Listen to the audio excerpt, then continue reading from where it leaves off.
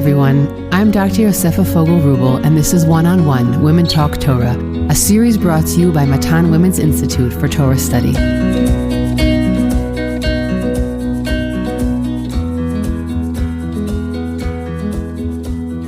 Welcome back to Matan's One-on-One Parsha podcast, where we spend about 30 minutes discussing deep thematic points about the Parsha. If you would like to sponsor a podcast episode in honor or memory of a loved one, please contact the Matan office via telephone or email us at podcast@matan.org.il. Today, we will bring you a special episode in honor of the holiday of Sukkot, a conversation about the book of Kohelet, Ecclesiastes. But before we get to that conversation, a word about our upcoming series on the book of Breishit. A reminder that our Parsha episodes drop on the Sunday before the Parsha is read. The series on Breishit is titled Chosenness and Choices.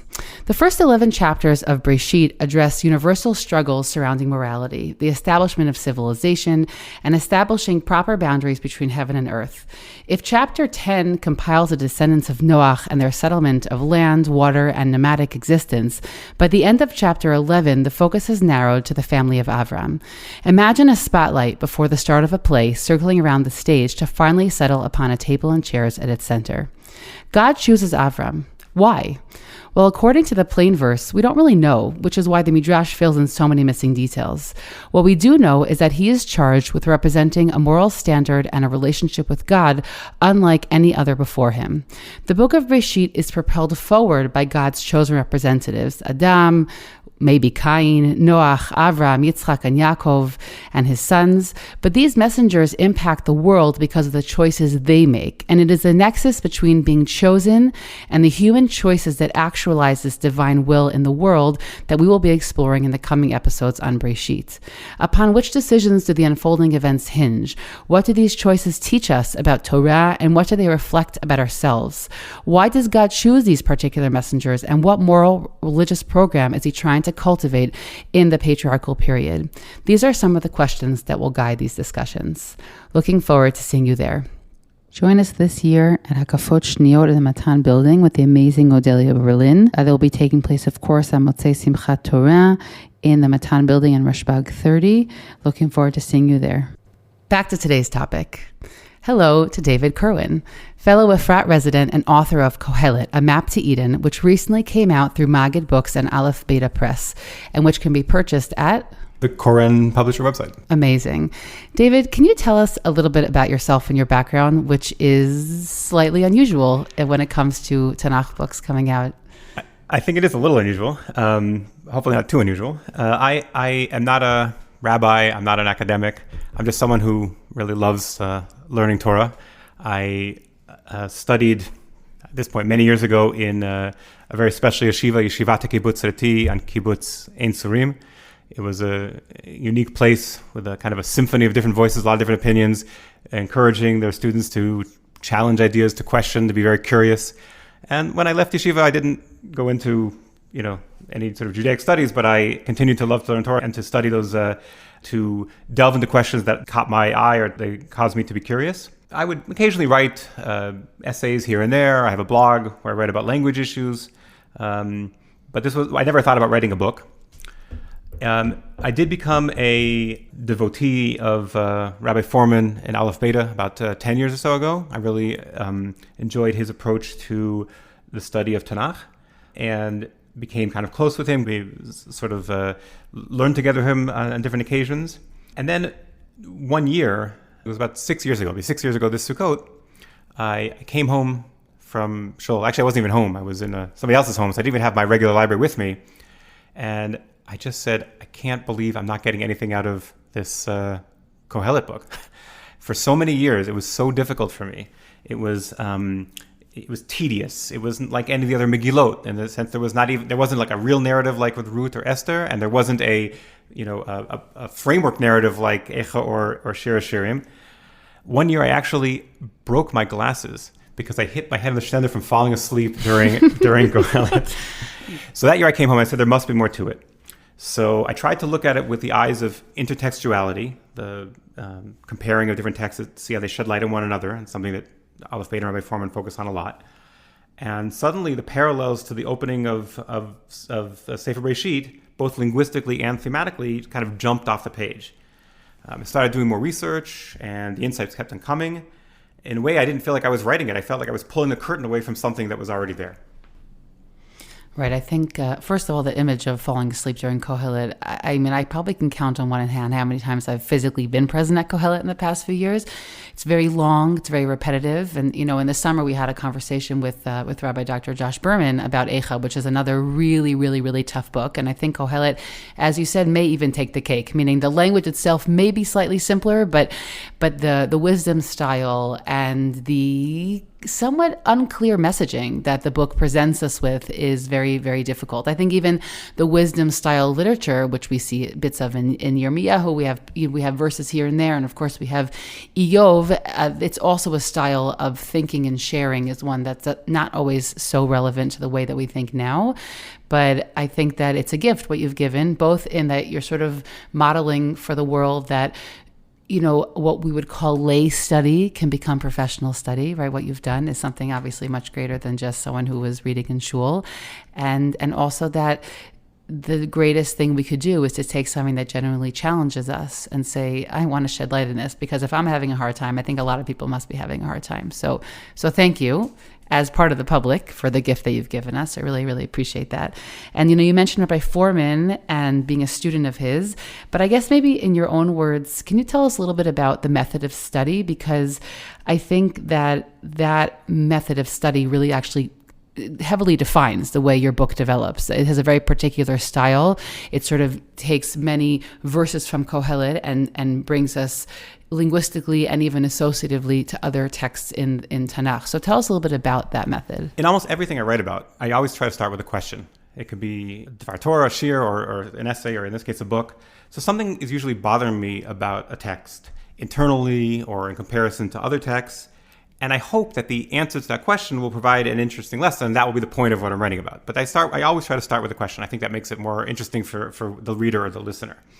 But I do my best to try not to let that end lesson or other preconceived notions that I have dictate in advance about how to research the question. I just try to follow the text and see where it takes me. And sometimes that can lead to seemingly contradictory results.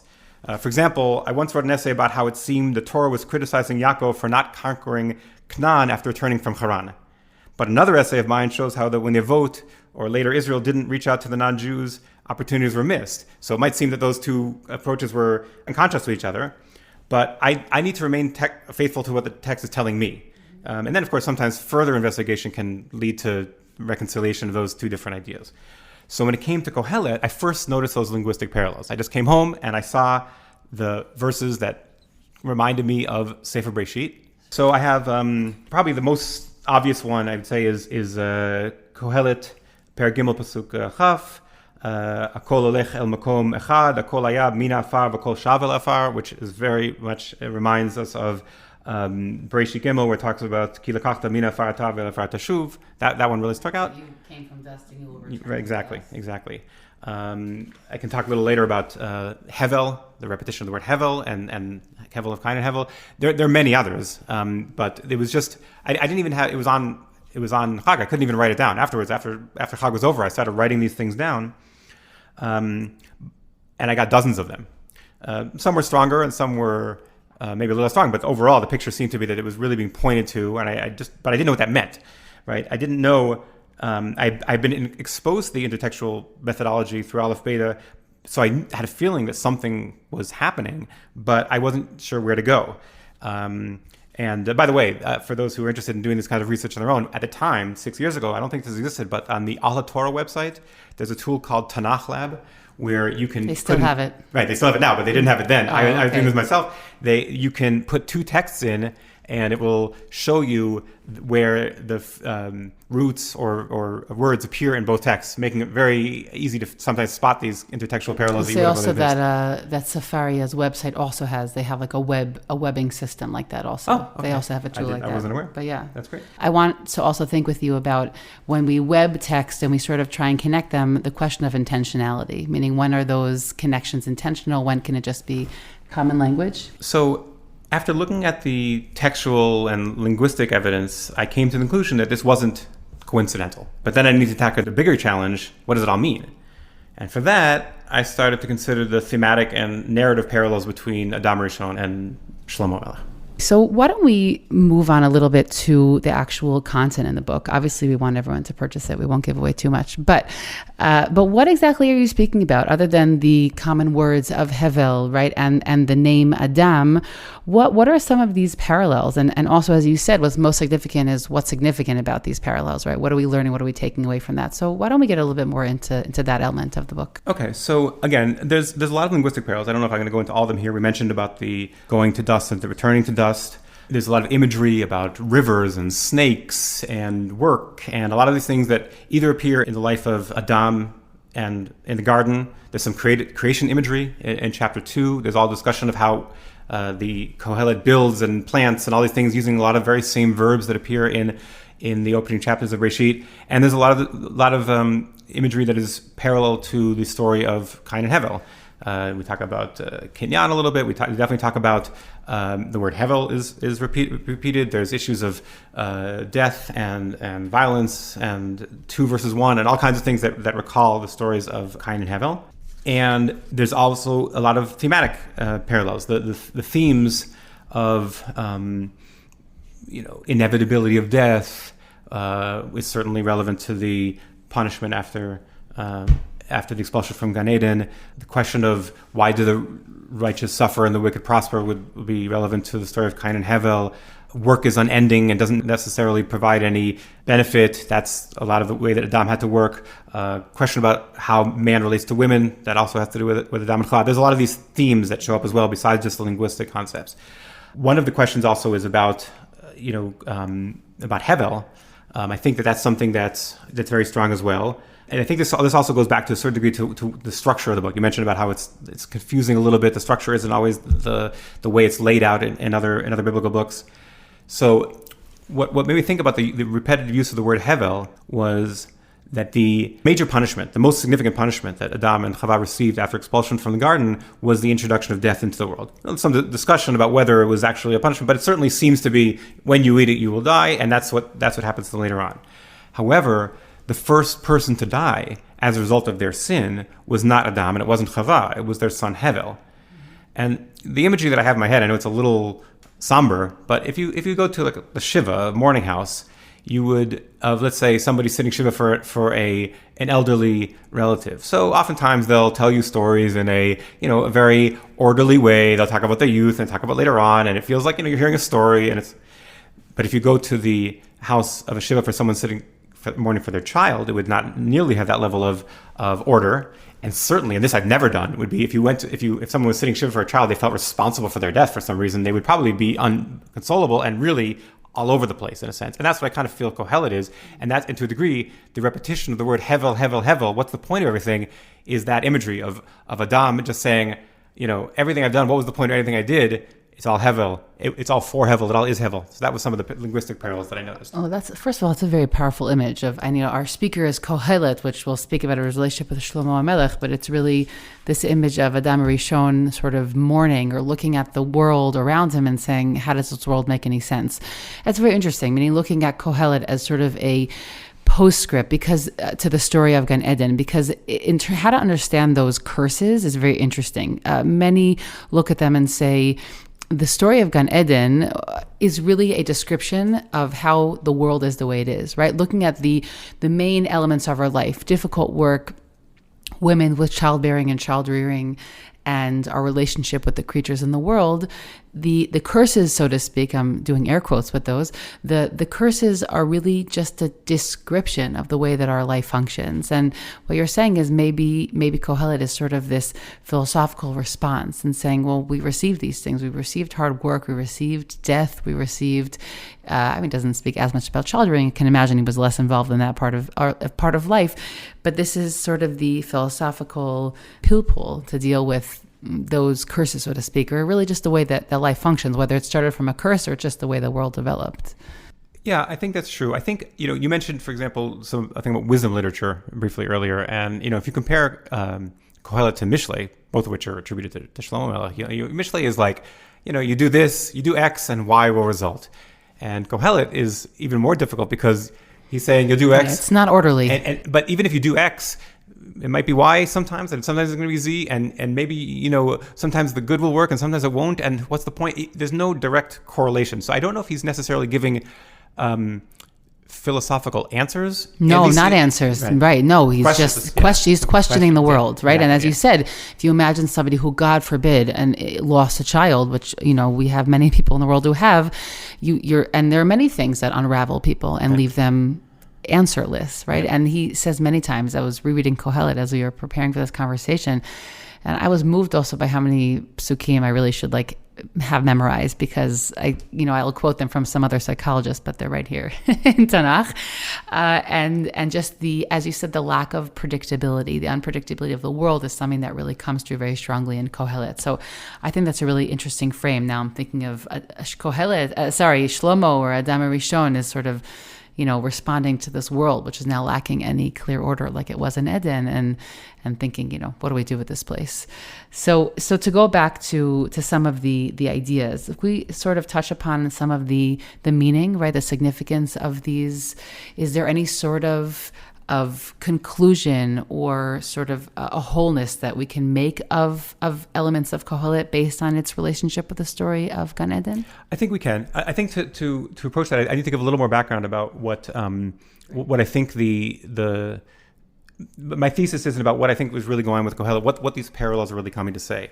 So I kind of came to the conclusion that the author, in this case, Shlomo, we can go into that in a minute, is you can say channeling, reflecting, echoing, whatever the verb is, the life of Adam Rishon. And the parallels between Adam Rishon and Shlomo are significant. They both had a universal scope, unlike almost any other biblical characters. I mean, Adam was the only person, so he was certainly universal. And Shlomo, his wisdom was known all over the world, and people came from all over the world to pray in the Beit HaMikdash, and so he had this universal scope. They both had an incredible intimacy with God that is really unparalleled in terms of their being in God's special place, whether it was Adam in the garden or Shlomo in the Beit HaMikdash, being given things by God in a way that no one else is really receiving. And of course, they both had this downfall, based on their own sins. And then throughout the book, I try to find what is the cause of the downfall. I think that Kohelet is pointing to it to a large degree. It's the search for knowledge. Now, this isn't just like academic knowledge, but it's a little more subjective, judgmental knowledge. In other words, deciding what the world is. If you talk about, and this has been discussed by every commentator and philosopher since the Tanakh was written.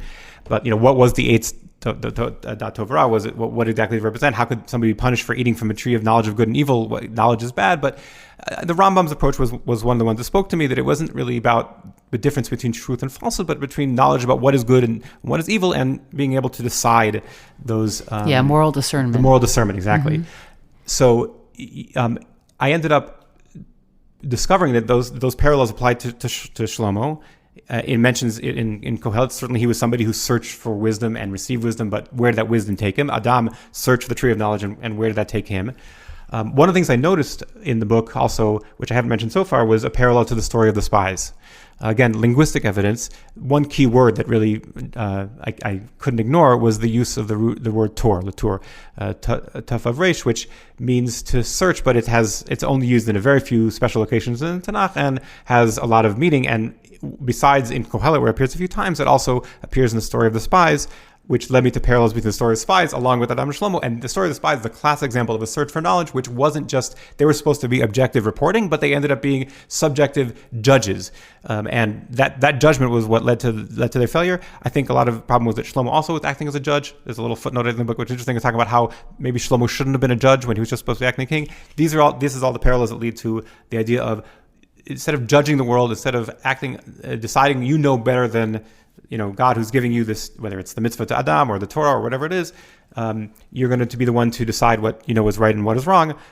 Famously, Shlomo was told that he in the Gemara, but I think it's pshat about there's limitations on the king, and Shlomo says, no, I can handle it. These don't apply to me. That was a judgment of his on his own that he applied, the limitations on horses and women and gold. He said, I can handle it, and that was clearly not true, because in the end that was what led to the downfall of his kingdom. So would you say that there's a distinction between a search for knowledge and a curiosity about the world? Meaning there's something about like the actual search to acquire knowledge that that creates biases that are dangerous? Is that the difference you're talking about? I don't think it's really just a question of curiosity. Or I would say exploration, curiosity. To me, they're like the same word. Right. So again, you can, the parallel of the story of the spies, I think, is the one that really kind of makes it a little bit easier to understand. It's a little harder with the story of Adam and Shlomo to know what exactly, what was the chapter called, what's wrong with search for knowledge. But when you look at the story of the spies, that's a pretty good model. Had they just gone objectively reported, they were supposed to find out, where the cities, how, fortified or not, and what was happening in the land, and all the information that was legitimate and encouraged. That was why they had the mission. But to make the conclusions based on that when the conclusions weren't requested, that's where the danger can be. That's not to say that we'd never have a chance to evaluate things on our own. But since we have a religious framework where we're provided with moral guidance, we have to at some point decide, okay, this is not necessarily for us to decide, even if we on our own might think that something is good or something is bad. We have to have those limits. I think that's, by the way, one of the main lessons of Breishit is that you have the Avot, and they didn't have any external guidance about the Torah. That's why we need the Torah in the following books, because it wasn't working out for them being able to try to figure out all these things on their own. Okay, so that was sort of a corollary to. We were sort of discussing a little bit more about the significance of these parallels. So one you're saying is that it reflects about the purpose of knowledge in this world, or how far we should be searching and seeking, and that sometimes we reach a boundary and say this is a clear boundary. By the way, I'll even say, I know I mentioned it way earlier when I was giving an introduction to our coming series, but the first 11 chapters of the book of Breishit also deeply explores the concept of boundaries. What's the boundary between heaven and earth? How do we separate the whole confusion between the heavenly beings and the earthly beings having some sort of copulation, right? That there's these boundaries that we're constantly trying to create. And of course, you said the Torah lays these boundaries out very, very clearly.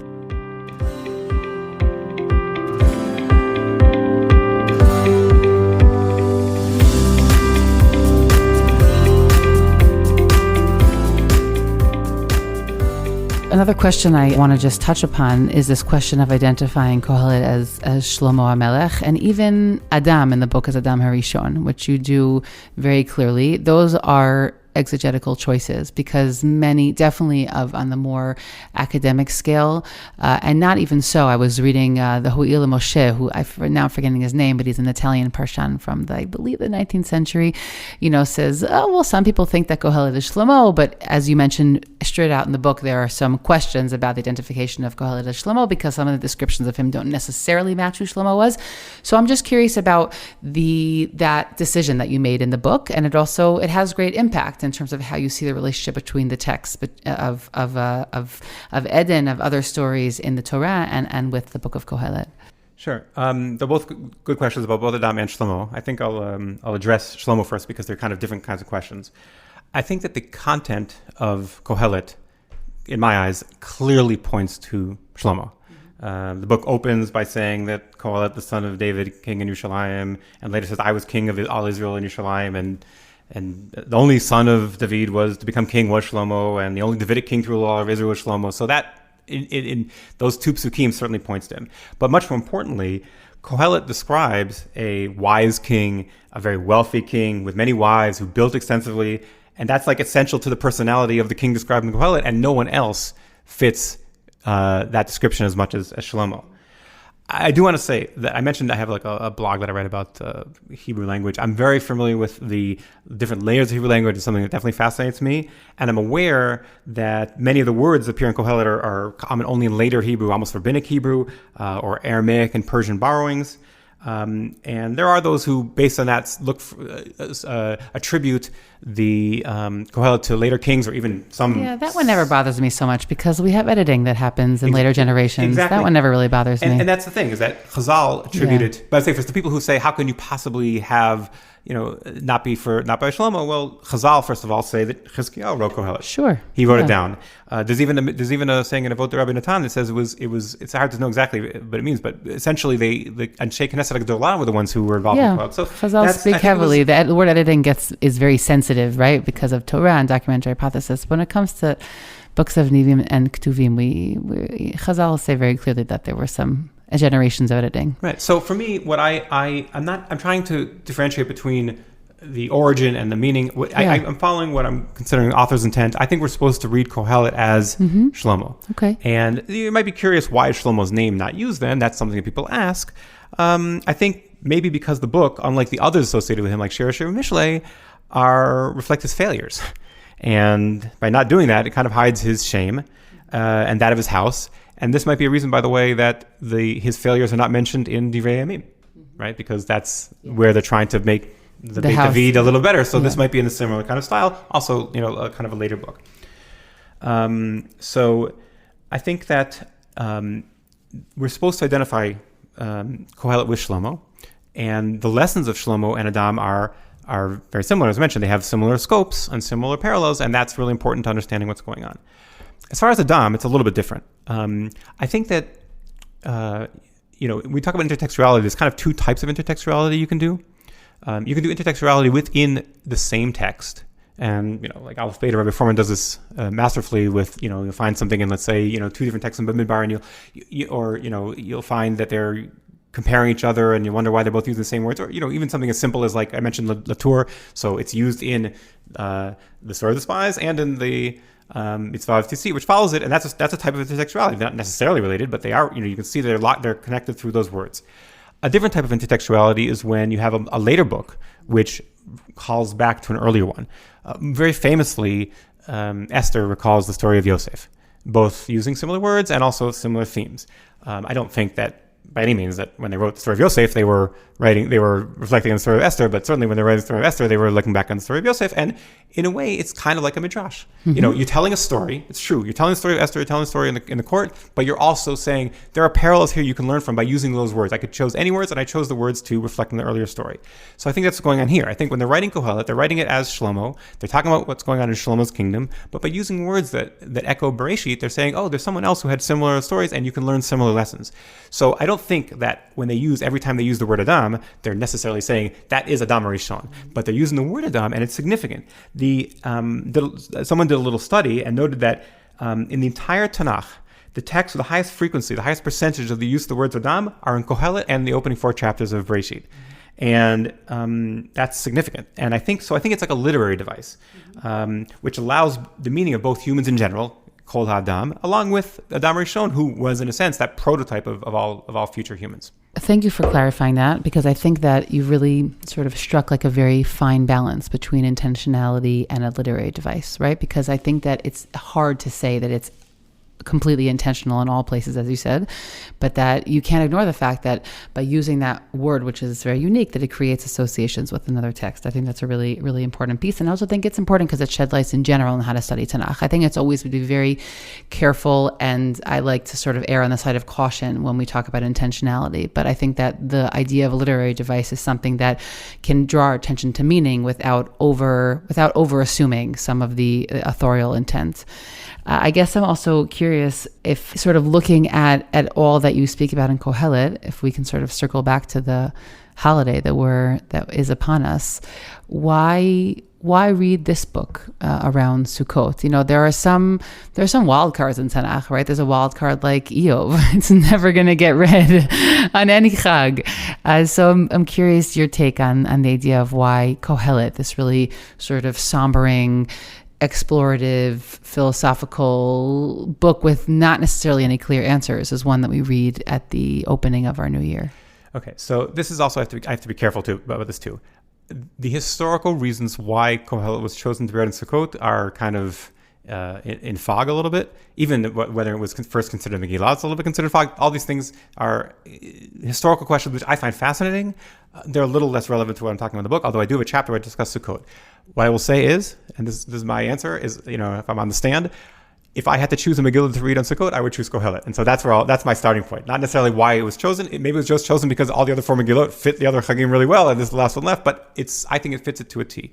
And I think there's a lot of explanations given to why it fits. It talks about Hakel being done in Sukkot. You talk about things about the harvest. There's all kinds of things that are going on. For me, the thing that most spoke to me, especially in the context of what I wrote about, is looking at Shlomo HaMelech himself.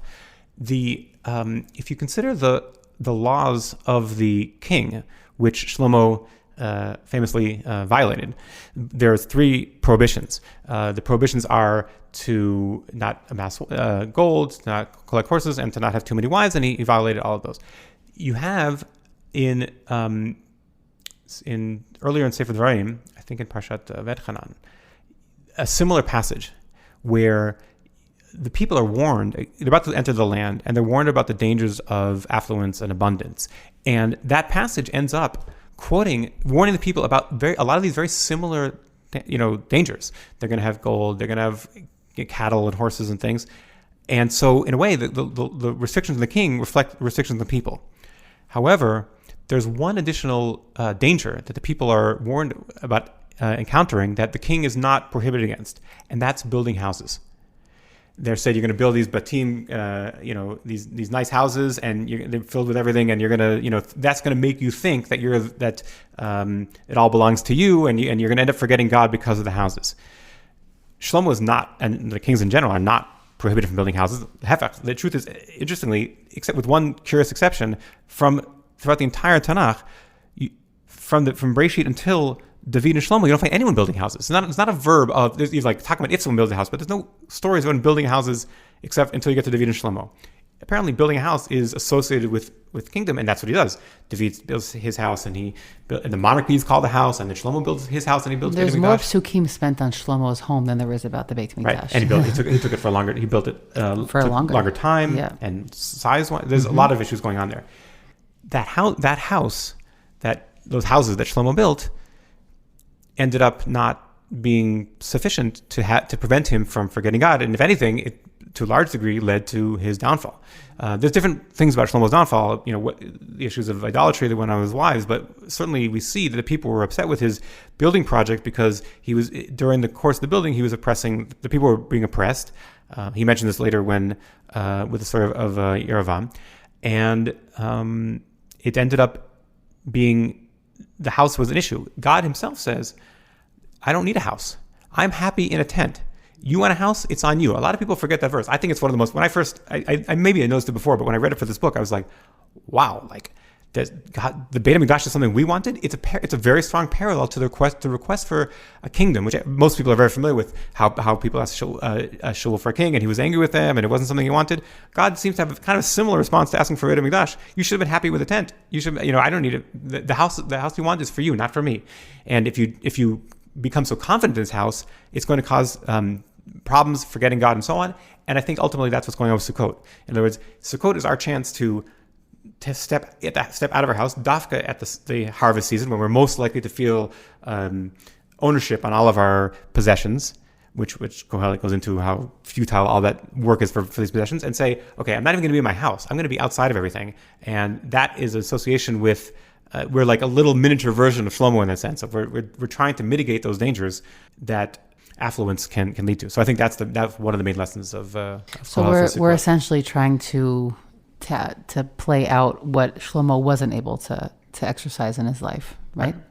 I think if I could just reflect personally, and we're sitting now in my new home that I moved into like a month ago, and it's a really interesting piece. I think that there's a tremendous amount of security that certainly owning a home brings. I'm not even talking about the physical structure, but I guess I really understand that possibility of a home that could be beautiful, and we could sort of forget about what's the ikar, what's tefel, right? What's our main focus and what's our secondary focus. I guess that I think as humans, if we hold in our hands all of the uncertainty and the questions that we have from the book of Kohelet, I don't think any house, as big as it is really ever going to solve those. Meaning there's something that's humbling in itself about the lack of clarity that we have in the world we live. And so I think that, to me, that's ultimately sort of the greatest balance against any sort of false sense of security that materialism can give us. Right. There's a famous verse, which I quote in the chapter I talk about Sukkot in Tehillim, which, there's only 2 Prakim of Tehillim that are attributed, not attributed, but associated with Shlomo. And one of them says that unless God builds the house, it's builders labor in vain. It's something that we don't, it's who of all the people, you wouldn't necessarily say Shlomo's going to build the house, but it's really, we need to feel vulnerable. I know I listened to, your many of the recordings for Sefer Dvarim. We're talking about this need to feel vulnerable. What's the lesson? What's the lesson of Moshe's speech? Is you have to remember who you're dependent on. You have to remember you're still vulnerable. You're about to enter the land and you think you're in control of everything. That feeling of vulnerability is really essential for dependence on God, which leads to the moral behavior that the Torah is trying to encourage. Yeah, and I guess what I'm saying is that as I get older, I feel like that vulnerability is inescapable the longer I'm living on this planet with just like open eyes and heart, right? I feel like the older I get, the more I see the perplexing nature of the world we live in, of the things people are experiencing, things I might experience. And to me, part of growing up, I feel like my trajectory has been to sort of feel more humbled by the questions in the world. So it's an interesting dynamic in how people experience it differently. I guess as we wind down the conversation, I want to just ask you some sort of lightning round questions, i.e. short answer questions. I guess after, studying this book for a number of years, what is your favorite pasuk in the book of Kohelet? Wow, that's a good question. It's not one I really considered when I was writing it. I suppose if I had to pick one, it would probably be the very famous second to last verse that we repeat. Sof davar kol nishmat Elohim yirat mitzvotav yishmor ki zeh kol adam. Fear God, listen to God and fear God and do His mitzvot, because that is every person, how you describe, that is the Adam. I used to like it because it seemed much more optimistic and straightforward than the rest of Megillah, and also because it meant the Megillah was almost over. Yeah. But now, and I know that some scholars think it was like tacked on at the very end to negate any problematic kind of less religious messages, the content that came before. But I don't think that's the case. I think it was actually the message that the book is aiming towards the entire time. The author is aiming for. If the whole book of Kohelet is looking back at the futility of all of Shlomo's achievements, building, wealth, wisdom, all that, all he really wanted was to have just listened to God's commandments and to return to that intimacy that they shared when he was much younger. That he's looking back at his life. You can imagine a scenario where somebody has a relationship, let's say a marriage or something, and one is betrays the spouse, and the relationship is broken, and then the rest of their life is saying, what did I gain? I betrayed it for that. I had so much in front of me, and I lost it. That's what the thing. I just wish I had kept the intimacy. It's not about keeping mitzvot, like following the Shulchan Aruch, although maybe that is the case. But it's talking about it's more than that. It's returning to that level of intimacy, and I think that's something Adam, that called Ha-Adam, probably felt the same way. He was also expelled from the garden because he didn't listen to God and because he ignored the commandments. So instead of being a jarring detour from the rest of Kohelet, I think it's the point of the whole book. And so that's something I always fills me with a little bit of hope. And is that sort of what you think would be of like the bigger lessons you get from the book? Is Dafka that feeling of hope after there's so many chapters of sort of exasperated, what am I doing here? And also you very much feel Kohelet he's really in battle with his nature, right? There's some people who walk around this planet and they're sort of at peace with what their nature is, and there are other people that really are really constantly in dialogue or in a lot of tension with what their natural tendencies are in this world. They would want to be calmer, but they're naturally much more agitated, right? Sort of in Kohelet, you feel that. You feel sort of like someone who sort of isn't at peace with themselves. So yeah, I think that's the nature of tshuva, right? I mean, you're probably listening to this, I assume, after Rosh Hashanah and Kippur, but it's not over yet. Tshuva is a year-round process. But the focus on tshuva, and certainly if you read the essays about tshuva, it's like the whole thing, examining your life and talking about how to fix things.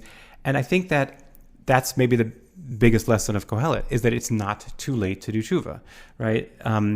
It's interesting that we never read about Shlomo's reaction to the punishment that he receives from God in Malachim chapter 11. Did he try to argue back like Shaul did? Did he accept it like David did? We don't know. He's completely silent.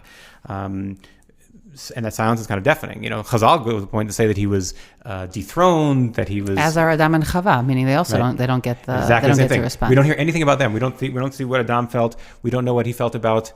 He didn't speak almost another word after the expulsion. We don't know about how he felt. What was his relationship with Chava like? What did he feel about Cain and Hevel? What did he think about life outside the garden? We don't have any evidence of this. So Shlomo, this goes back to the idea that Shlomo, I think Kohelet is Shlomo's tshuva. It's him basically saying, here's what you could do to avoid the mistakes. a lot of the contradictions that I think people focus on in the book of Kohelet, I think to me, don't come across as contradictions at all. It's a degree of like irony or cynicism or something. He's like saying, Simcha is great. And he said, but then he'll say, what's the point of Simcha? Or building is great. What's the point of building? He's saying, I look back, you might think it's great, but what's really the point? And so he wants to look back and see what he could have done differently. And he knows that Adam would have been in a similar position. So I think that's actually this book is giving you a chance to realize even someone like Shlomo, even someone like Adam, who might have fallen from the pinnacle to the very bottom, is someone you can still return. I think you can make that. You can do that tshuva, and you can learn those lessons. And Kohelet certainly would be the case of someone who's saying, read my book, learn my lessons, maybe one at making those same mistakes. I love that. David, thank you so much for this conversation. Totally a pleasure to have you. I hope you've enjoyed this conversation as much as I did.